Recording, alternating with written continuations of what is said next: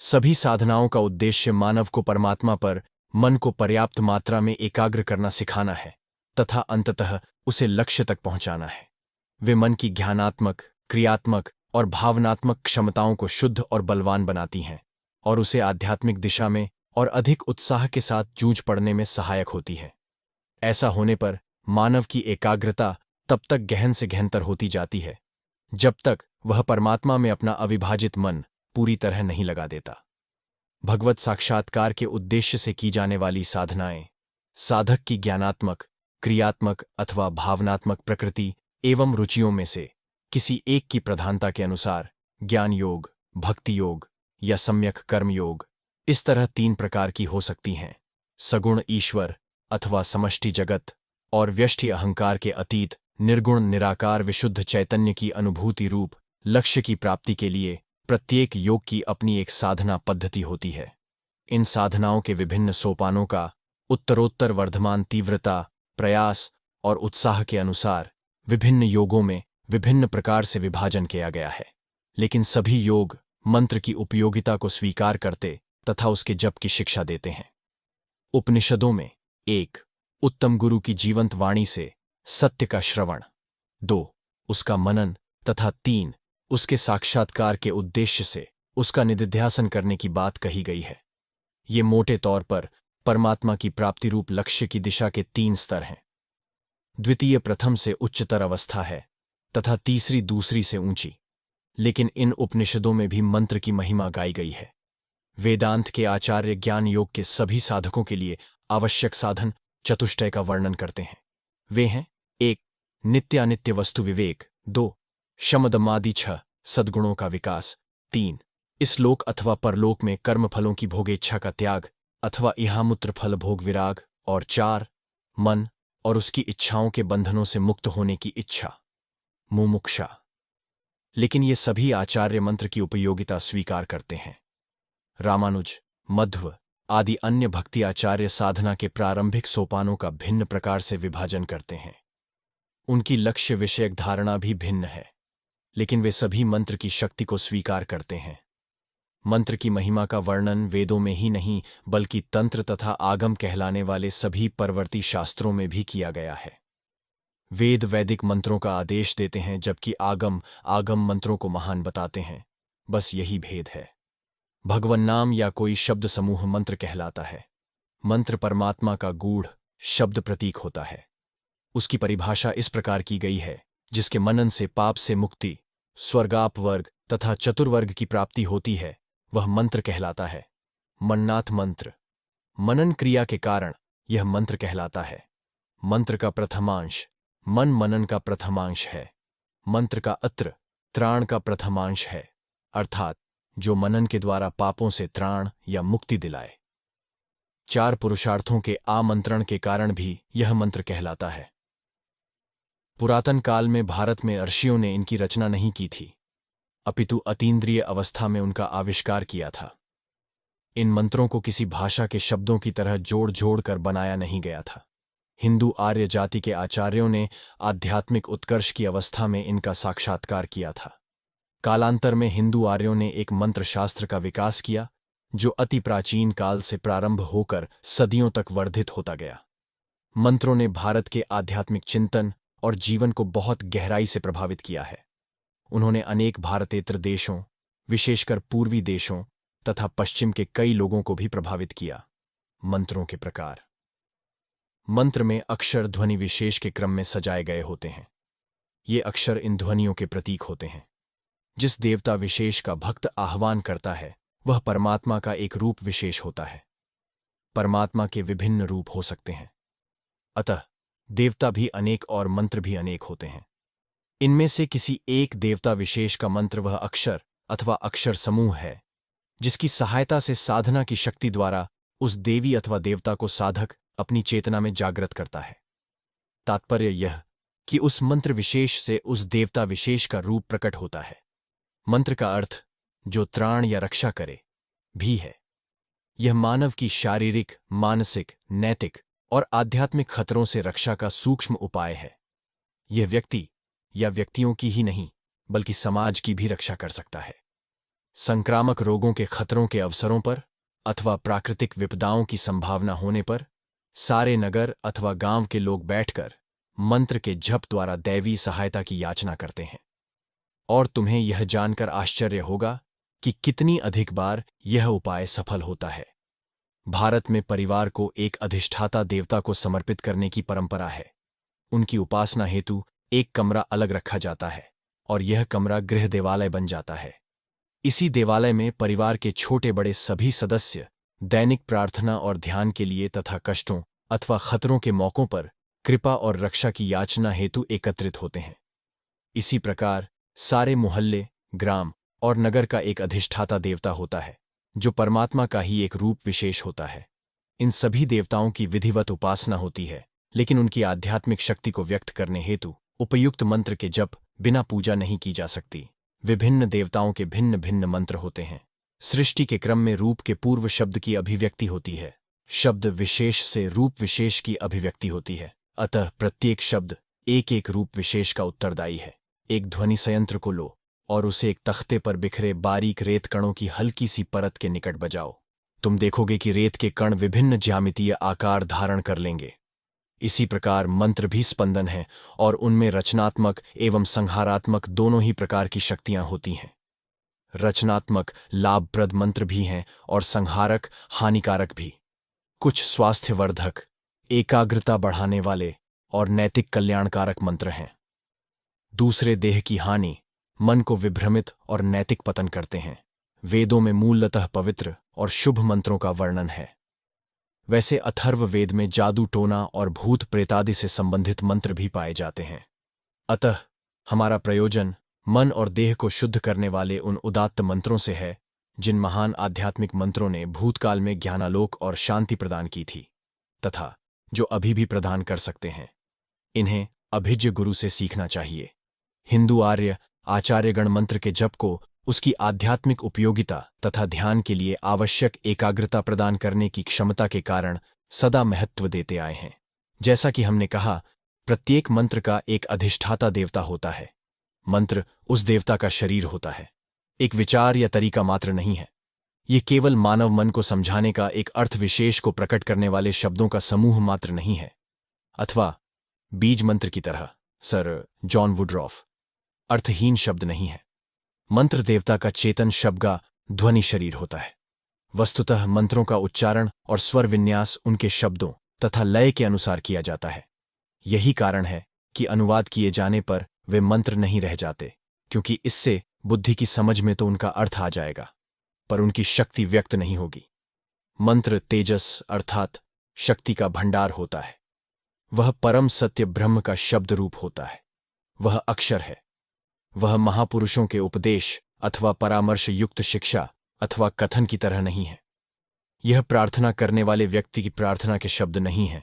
मंत्र अतिमानवीय शक्ति को जागृत करता है और अंततः मानव को परमात्मा तक पहुंचाता है। ऐसी मान्यता है कि परवर्ती उपनिषदों की तरह ये मंत्र ऋषियों के समक्ष एक ऐसी अतीन्द्रिय अवस्था में प्रकट हुए थे जिसमें अहंकार बना रहता है। इस अवस्था में उन्होंने मंत्रों को या तो सुना अथवा ज्योतिर्मय अक्षरों में देखा।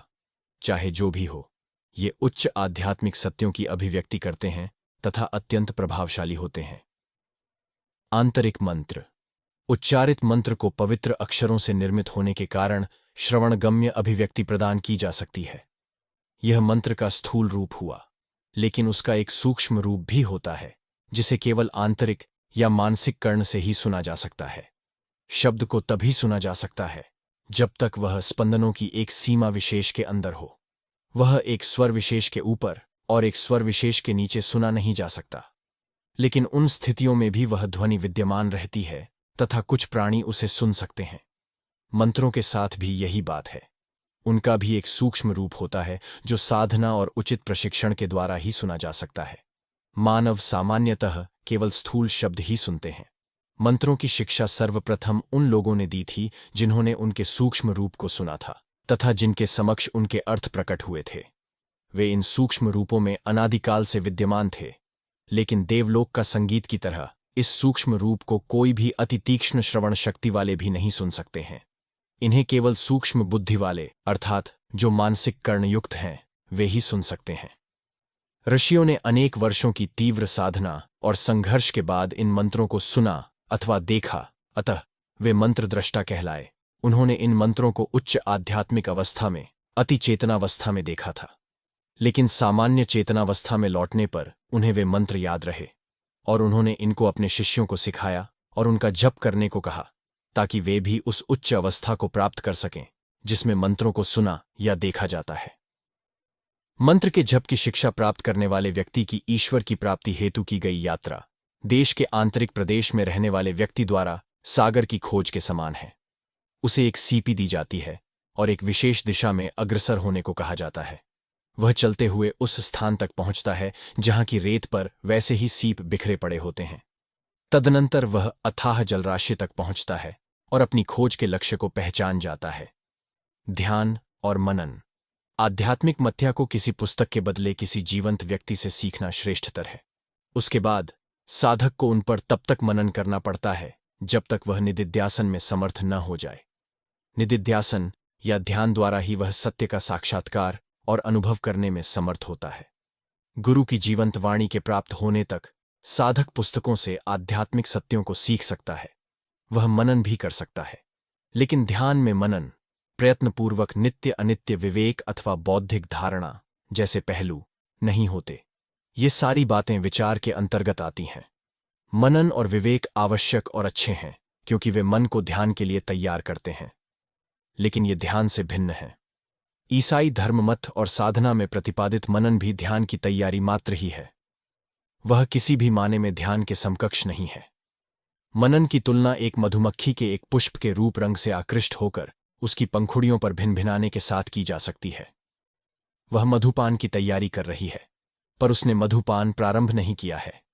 वास्तविक मधुपान ध्यान के समकक्ष है। जब एक निष्ठावान ईसाई ईसा के जन्म, तपस्या, साक्षात्कार, प्रचार, क्रूसविद्ध और पुनर्जीवित होने का चिंतन करता है, तब वह उनका मनन कर रहा होता है, लेकिन वह ईसा का ध्यान कर रहा है। यह तभी कहा जाएगा जब उसका हृदय उस दिव्य हृदय के साथ जुड़ा हो, जब वह प्रभु के हृदय के द्वारा बंध गया हो, अथवा अपने हृदय में प्रभु को प्रविष्ट कर उसे कुछ समय के लिए वहीं बनाए रखने में समर्थ हो।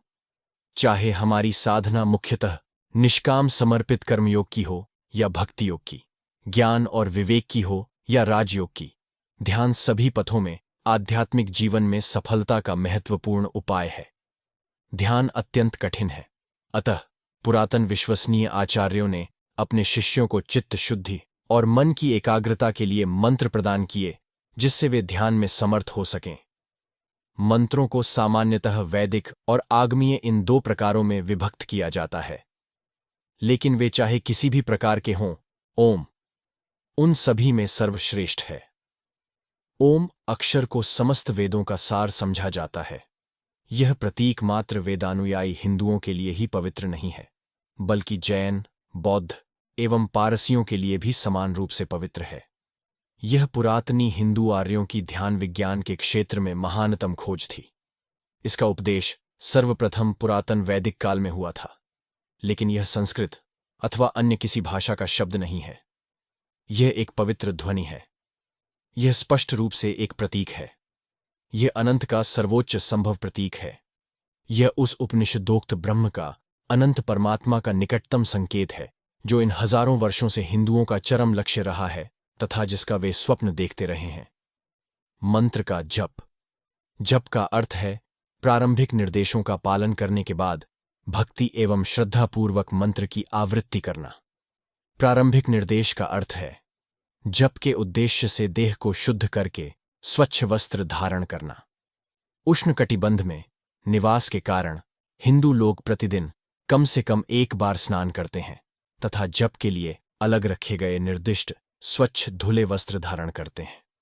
यदि किसी दिन दैनंदिन स्नान संभव न हो तो शरीर को भलीभांति साफ कर लेना चाहिए।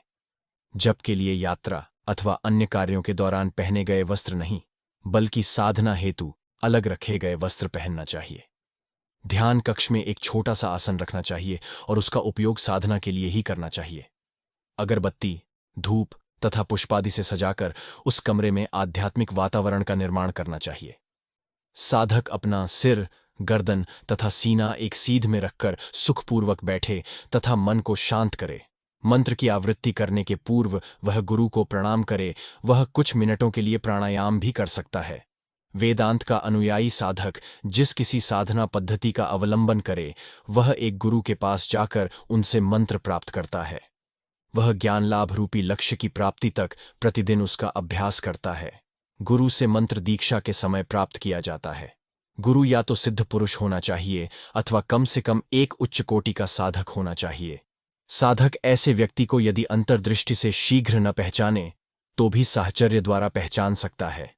ऐसा गुरु शिष्य को स्वीकार करता है और दीक्षा के समय उच्च आध्यात्मिक भाव में आरूढ़ होता है। तब उसके भीतर के परमात्मा सक्रिय होकर शिष्य को मंत्र प्रदान करते हैं। यह परमात्म तत्व ही वास्तविक गुरु है, उसका मानवीय रूप नहीं, तथा शिष्य गुरु को परमात्मा के साथ एक रूप समझता है। उसी प्रकार गुरु अपने शिष्य को आध्यात्मिक प्रगति की सोपान पंक्ति पर आरोहण करने वाले तरुण निष्ठावान जीव के रूप में देखता है।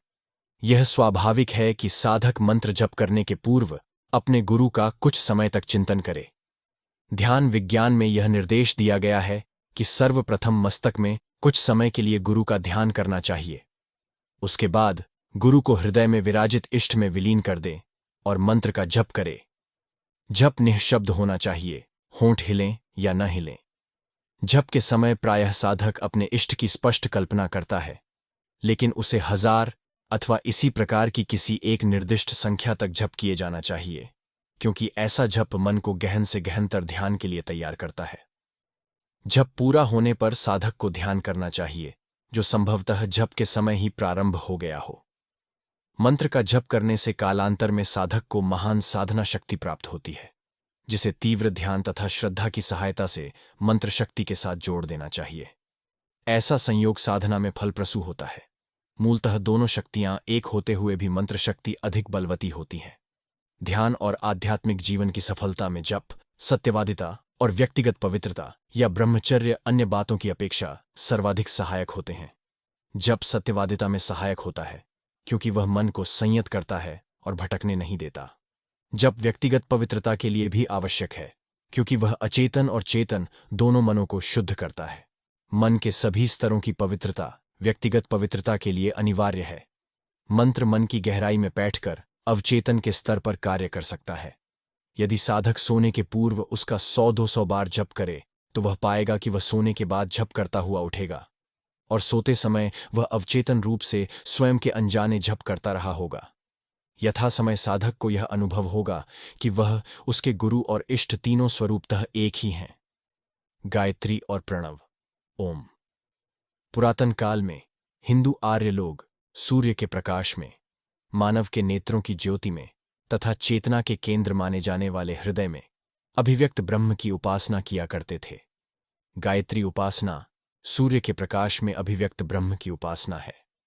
हिंदू आर्य लोगों ने सूर्य को प्रकाश और जीवन के चरम उत्स के रूप में स्वीकार किया था, क्योंकि सूर्य के बिना पृथ्वी पर समस्त जीवन का लोप हो जाएगा और सारा संसार अंधकार में डूब जाएगा। गायत्री मंत्र की दीक्षा प्राप्त हिंदू युवक को सूर्योदय, सूर्यास्त और मध्याह्न के समय सूर्य के उज्ज्वल प्रकाश पर मन को एकाग्र करने का निर्देश दिया जाता है।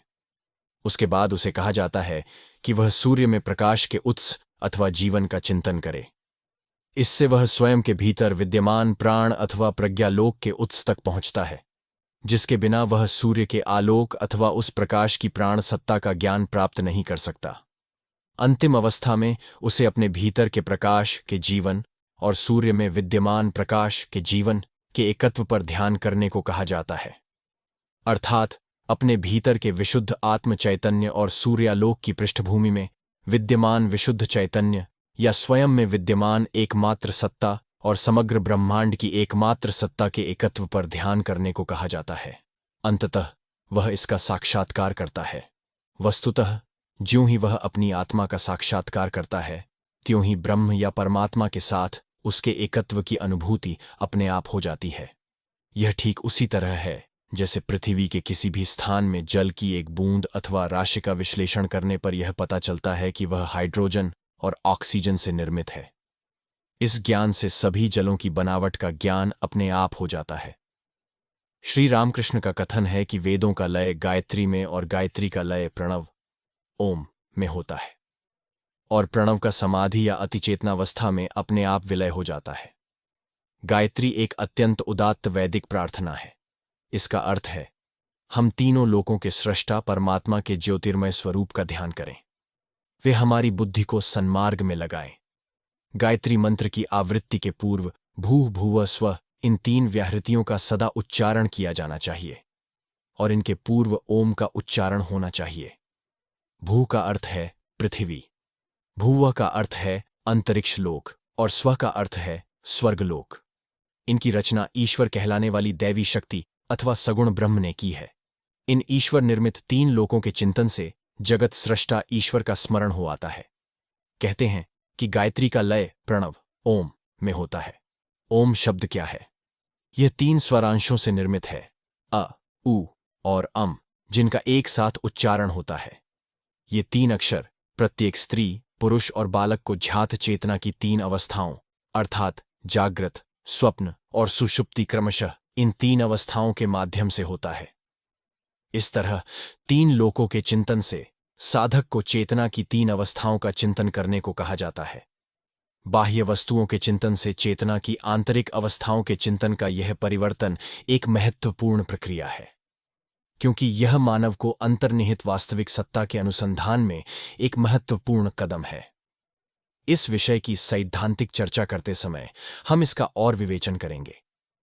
ओम, अ, उ और एम इन तीन अक्षरों से मिलकर बना है और प्रत्येक चेतना की एक अवस्था विशेष का प्रतीक है, लेकिन अकेला एकाक्षर ओम चतुर्थ या तुरीय या ब्रह्म का प्रतीक है। अतः पूर्ण ओम ब्रह्म का सर्वश्रेष्ठ प्रतीक है। जागृत अवस्था का मानव, स्वप्न अवस्था का मानव तथा सुषुप्तावस्था का मानव, ये तीनों एक ही आत्मा की तीन अभिव्यक्तियां हैं। इस प्रकार आंतरिक स्तर पर चेतना की तीनों अवस्थाओं के बीच एक एकत्व का बोध विद्यमान रहता है। यह एकत्व बोध आत्मा नहीं है, लेकिन वह उसकी मानव द्वारा तुरीय नामक विशुद्ध चैतन्य के रूप में अनुभूति की संभावना का संकेत प्रदान करता है। वस्तुतः तुरीय कोई अवस्था नहीं है, क्योंकि वह अनंत है, लेकिन उसे बोलचाल में चतुर्थ या अतीन्द्रिय अवस्था कहा जाता है। यही बाह्य जगत के पीछे विद्यमान चैतन्य सत्ता है।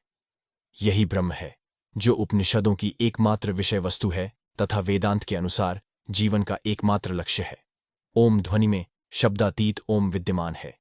इसी प्रकार तुरीय या चतुर्थ अन्य तीन अवस्थाओं में अंतर्निहित है।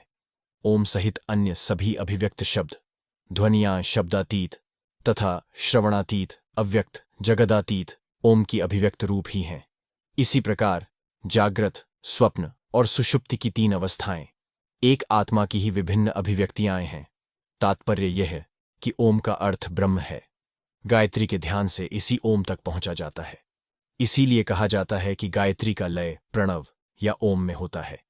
छात्र प्रायः पूछते हैं कि क्या उन्हें ओम के तीन अक्षरों अ, उ और एम के लिखित रूप पर ध्यान करना चाहिए। कुछ लोग पूछते हैं कि उन्हें संस्कृत, अंग्रेजी या अन्य किसी भाषा में लिखित होना चाहिए।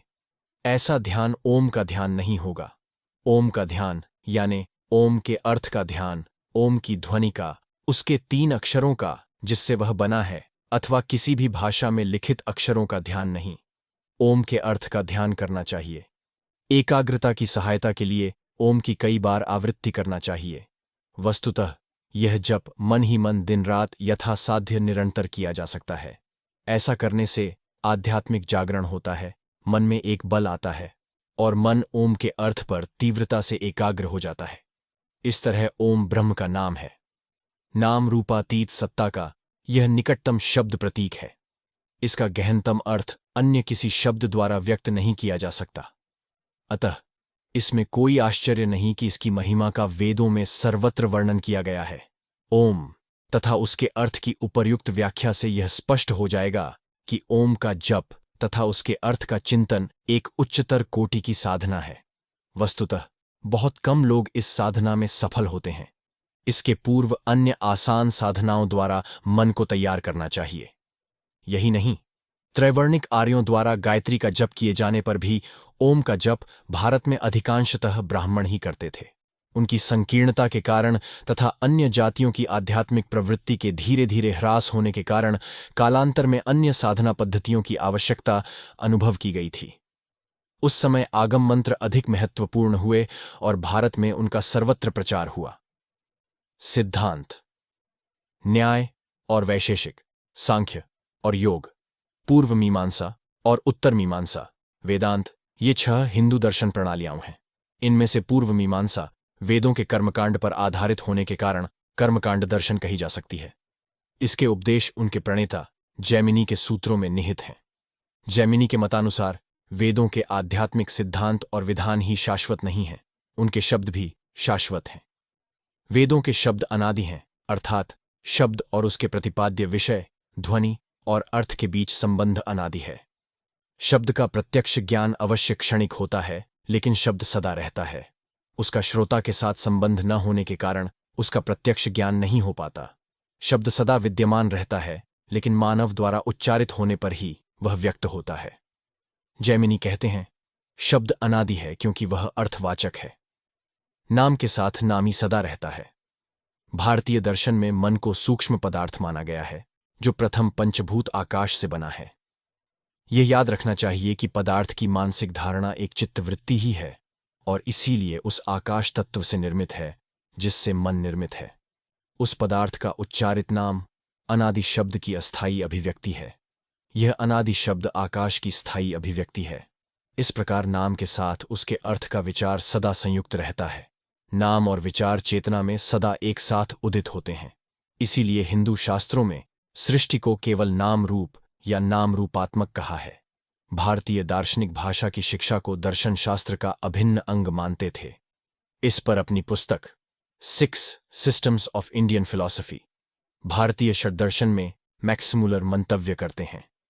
उन्होंने, भारतीयों ने, निश्चय ही यह अनुभव किया था कि भाषा ही विचारों का एकमात्र स्थूल रूप है। शब्दों के अतिरिक्त मानवों के पास दूसरों के ही नहीं, अपने स्वयं के विचारों को भी जानने का और कोई उपाय नहीं है।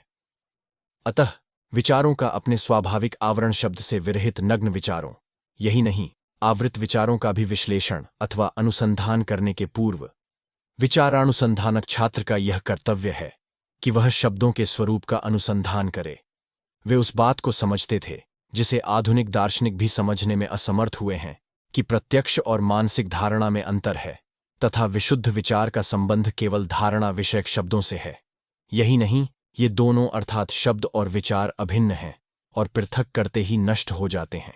इसी सत्य की ओर संकेत करते हुए ऑलिवर लॉज कहते हैं, आत्मा और देह के संबंध अथवा अधिक सामान्य दृष्टि से आध्यात्मिक और भौतिक का संबंध एक वाक्य के अर्थ और उसका प्रतिपादन करने वाले लिखे या बोले गए शब्दों के बीच संबंध के दृष्टांत द्वारा समझाया गया है। बोलने अथवा लिखने को अर्थ का अवतरण यानी उसके सार को व्यक्त अथवा प्रदर्शित करना कहा जा सकता है। व्यक्त होने के कारण वाक्य के कालक्रम अवश्यम भावी हैं। उसका प्रारंभ होगा, मध्य होगा और अंत भी होगा। उसकी पुनरावृत्ति हो सकती है और वही सामान्य अर्थ अन्य शब्दों में व्यक्त हो सकता है। लेकिन वाक्य के अंतर्निहित अर्थ को कोई काल संबंध हो, यह आवश्यक नहीं है। वह सदा सत्य और विद्यमान रह सकता है। वह अनंत अब या वर्तमान में विद्यमान रह सकता है, भले ही मानव जाति द्वारा उसकी अभिव्यक्ति और ज्ञान विभिन्न समयों पर विभिन्न प्रकार से हुआ हो। पतंजलि ने शब्द के अनादित्व के सिद्धांत का संशोधन करते हुए कहा कि वेदों का सार अनादि है, शब्द नहीं। भर्तृहरि 7वीं शताब्दी ने स्फोट के सिद्धांत का प्रतिपादन किया। अपनी वाक्यपदीय कारिका में उन्होंने कहा, जिन्हें शब्द की जानकारी है वे जानते हैं कि उच्चारित शब्दों में 2 शब्द होते हैं, पहला शब्द का कारण और दूसरा उसके विषय का प्रतिपादक। इसका अर्थ यह हुआ कि शब्द के उच्चारण के पूर्व एक शब्द मन में रहता है और दूसरा उच्चारण के बाद होता है। हमारे मन में विद्यमान अव्यक्त शब्द स्फोट कहलाता है। यह स्फोट नाद ब्रह्म या शब्द ब्रह्म भी कहलाता है। हिरण्यगर्भ समष्टि मन सर्वप्रथम नाम के रूप में अभिव्यक्त हुआ, उसके बाद रूप में, जो यह ब्रह्मांड है। इस रूप के पीछे अनादि अनंत अव्यक्त स्फोट है। यह भी विचारों अथवा नामों का मूल अनादि आधार तत्व है। यही परमात्मा की विश्व सृजन शक्ति है। परमात्मा सर्वप्रथम स्फोट के रूप में सीमित होता है और उसके बाद और अधिक स्थूल इंद्रियगम्य जगत के रूप में अपने को विकसित करता है। इस स्फोट का बस एक ही संभावित शब्द प्रतीक हो सकता है और वह है यह ओम। ऋग्वेद में सरस्वती कहलाने वाली वाग्देवी की बहुत सी स्तुतियां हैं। वेदों के ब्राह्मण अंशों में उसे हिरण्यगर्भ की एकमात्र सहायिका बताया गया है, जिसने नाम रूप के उद्भव में उसकी सहायता की। शतपथ ब्राह्मण में कहा गया है कि उसका मन वाणी के साथ संयुक्त हुआ और वहां उसे अदिति कहा गया है। 12 मंत्रों की शक्ति की प्रतिपादिका या प्रतिनिधि होने के कारण यह बाद में आगमों, जो तंत्र भी कहे जाते हैं, में शक्ति के रूप में जानी जाने लगी। उच्चारित शब्द का एक अर्थ होता है। यह अर्थ शब्द द्वारा अभिव्यक्त विषय या विचार होता है। शब्द सुनाई देने पर सर्वप्रथम एक मानसिक धारणा बनती है और उसके बाद मन में अर्थ उद्भासित हो उठता है कि विषय निकट है या दूर, अथवा यदि शब्द से कोई भाव व्यक्त हुआ हो तो वह मन के द्वारा ग्रहण होता है। यदि सामान्य शब्दों के साथ ऐसी बात हो तो दैवी शब्दों अथवा रहस्यात्मक प्रतीकात्मक शब्दों के साथ भी यही बात सत्य होनी चाहिए। दिव्य शब्द जैसी कोई वस्तु होती है जिसमें कारणात्मक प्रभाव होता है। इस कारणात्मक प्रभाव से समष्टि विराट मन में विचार उठते हैं।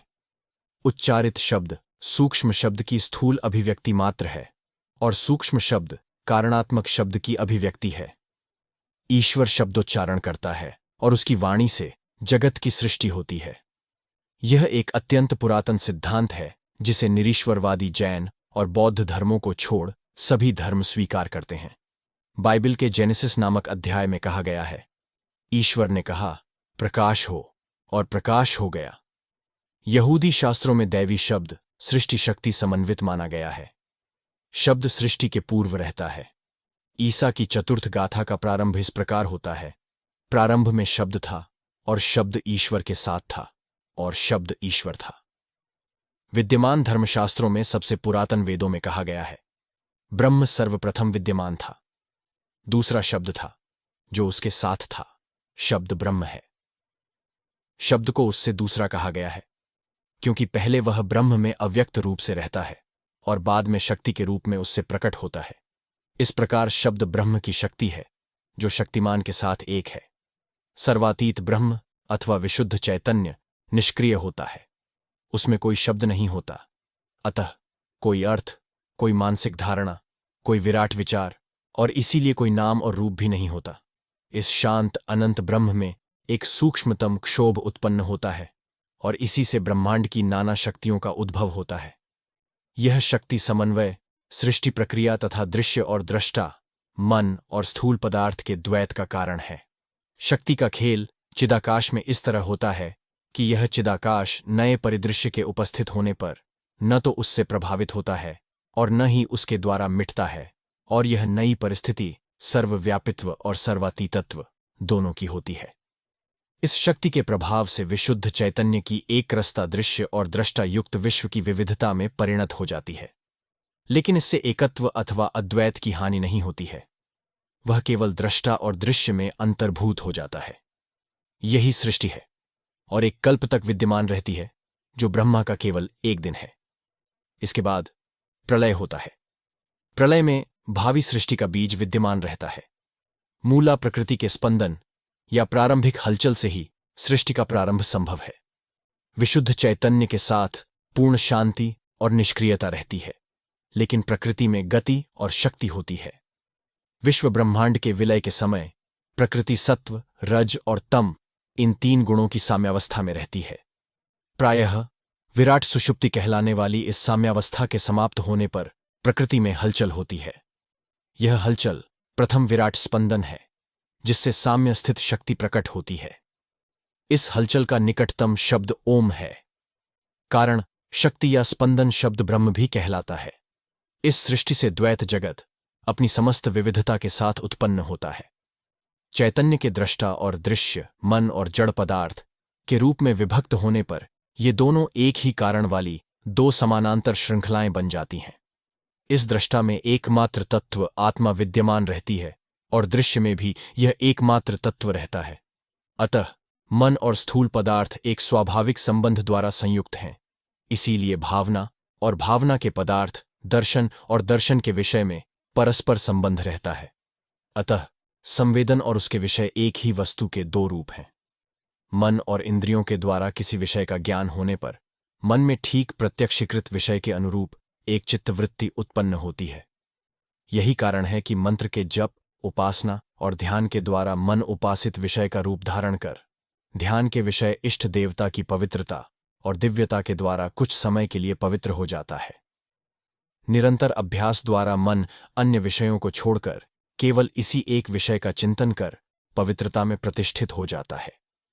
साधना का यही उद्देश्य है। मन और जड़ पदार्थ।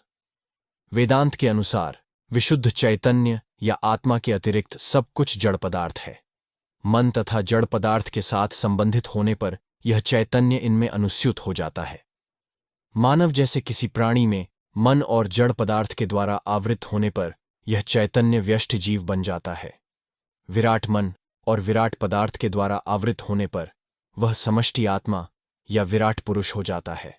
व्यष्टि जीव और समष्टि आत्मा दोनों के स्थूल, सूक्ष्म और कारण ये तीन शरीर होते हैं।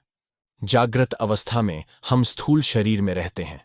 स्वप्न अवस्था में हम विचारों और भावनाओं से युक्त सूक्ष्म शरीर में रहते हैं। स्वप्न रहित सुषुप्ति अवस्था में हम व्यष्टि माया या प्रकृति से निर्मित कारण शरीर में रहते हैं। मानव इन तीनों में से किसी एक में रहता है, लेकिन इन सभी में विद्यमान जीवात्मा एक ही है। जागृत, स्वप्न और सुषुप्ति की तीन अवस्थाएं एक ही जीवात्मा की तीन अवस्थाएं हैं। जागृत अवस्था में वह विश्व कहलाता है, स्वप्न अवस्था में तेजस और सुषुप्ति में प्राज्ञ। जीवात्मा की इन तीन अवस्थाओं के समानांतर समष्टि आत्मा या परमात्मा की भी तीन अवस्थाएं होती हैं। ये हैं विराट, हिरण्यगर्भ और ईश्वर। ईश्वर की शक्ति को प्रायः माया शक्ति या प्रकृति शक्ति कहा जाता है। इस प्रकार विराट वह परमात्मा है जिसका स्थूल शरीर यह समग्र ब्रह्मांड है, जो हमारे स्थूल शरीर के समकक्ष है, जिसका हमें जागृतावस्था में भान होता है। हिरण्यगर्भ भावों और विचारों युक्त मनोजगत रूप सूक्ष्म शरीर समन्वित परमात्मा है, जो हमारी स्वप्नावस्था के अनुरूप है। ईश्वर के रूप में परमात्मा का प्रकृति या समष्टि अविद्या शरीर है तथा यह हमारे सुषुप्तावस्था के अज्ञान के समकक्ष है। अंतर केवल यह है कि हम व्यष्टि अज्ञान या अविद्या द्वारा प्रभावित होते हैं, पर ईश्वर अविद्या का नियंता है। इसी में भावी सृष्टि का बीज विद्यमान रहता है।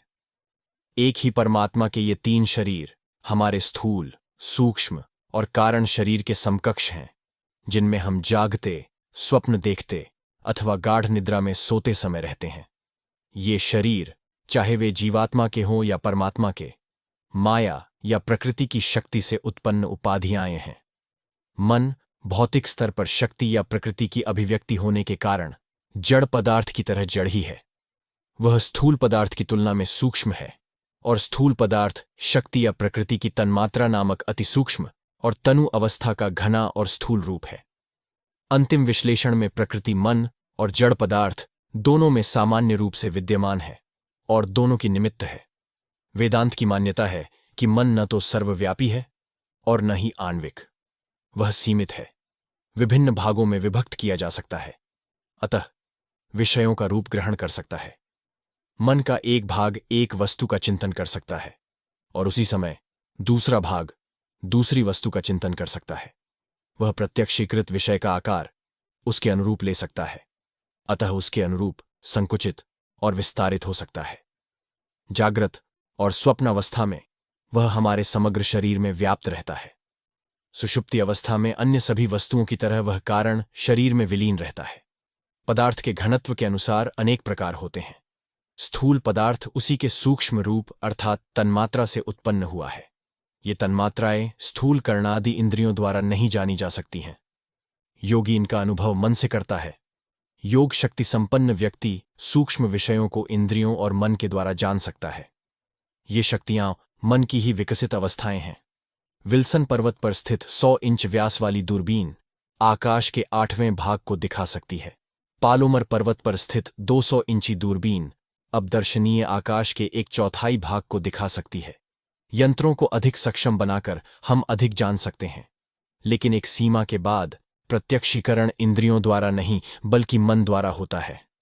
परमात्मा को छोड़कर सब कुछ मन द्वारा देखा जा सकता है। वाणी और मन के परे होने के कारण वह कभी इनका विषय नहीं हो सकता। विषयों की अनुभूति सूक्ष्म से सूक्ष्मतर होती जाती है। अंत में चरम अनुभूति की अवस्था होती है, जहां दृष्टा और दृश्य नहीं रहते, मन और वाणी उसका संकेत भर कर सकते हैं। चरम शब्द। शब्द वहीं हो सकता है जहां स्पंदन या हलचल हो।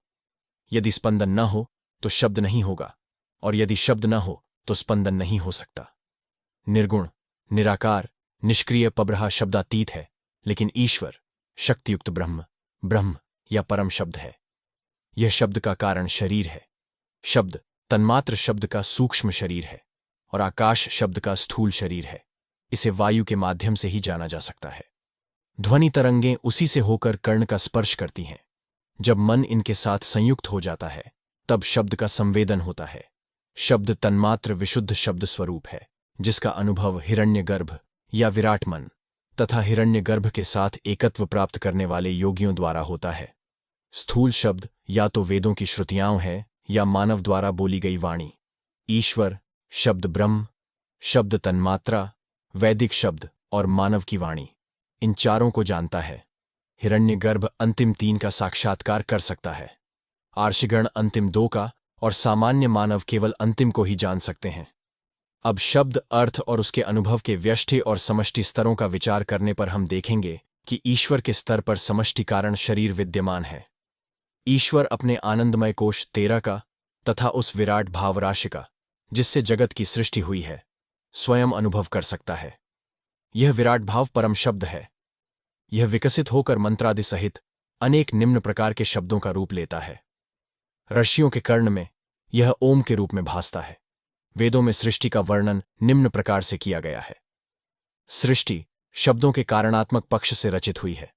इस विषय में वेदों का कथन है, परम शब्द से सृष्टि होती है। सृष्टि को सृष्टि के भाव के रूप में स्वीकार कर वेदों का कथन है कि सृष्टि बोध मात्र है। शब्द के अर्थ के संदर्भ में वेदों का कथन है, सृष्टि अर्थ मात्र है, यानी वह परम अर्थ, विराट सत्ता, विराट पदार्थ या प्रकृति शक्ति है। अपने कारण शरीर का, जिससे ब्रह्मांड उत्पन्न हुआ है, बोध होने के कारण ईश्वर को मैं ही सब हूं ऐसा अनुभव होता है। वह स्वयं को सभी के रूप में, सामान्य अथवा विशेष रूप में अनुभव करता है। वह बहु होने की कामना करता है और उससे तत्व समूह उत्पन्न हो जाते हैं। इन तत्वों की उत्पत्ति का अर्थ वेदांत में यह है: 1. इंद्रियों द्वारा अगम्य तन्मात्राओं की उत्पत्ति। 2. महाभूतों की उत्पत्ति। ये महाभूत स्थूल अथवा सूक्ष्म हो सकते हैं।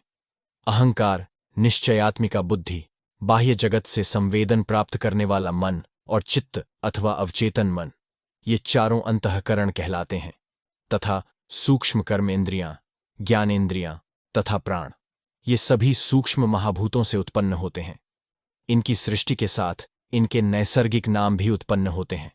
इस प्रकार अव्यक्त शक्ति के व्यक्त अथवा सक्रिय शक्ति में परिणत होने की प्रवृत्ति के शब्द प्रतीक ओम से इन महाभूतों के बीज कहलाने वाले नैसर्गिक नाम हम, यम, रम, वम, लम तथा माया के बीज अथवा प्रकृति के ह्रीं जैसे अन्य बीजों की उत्पत्ति होती है।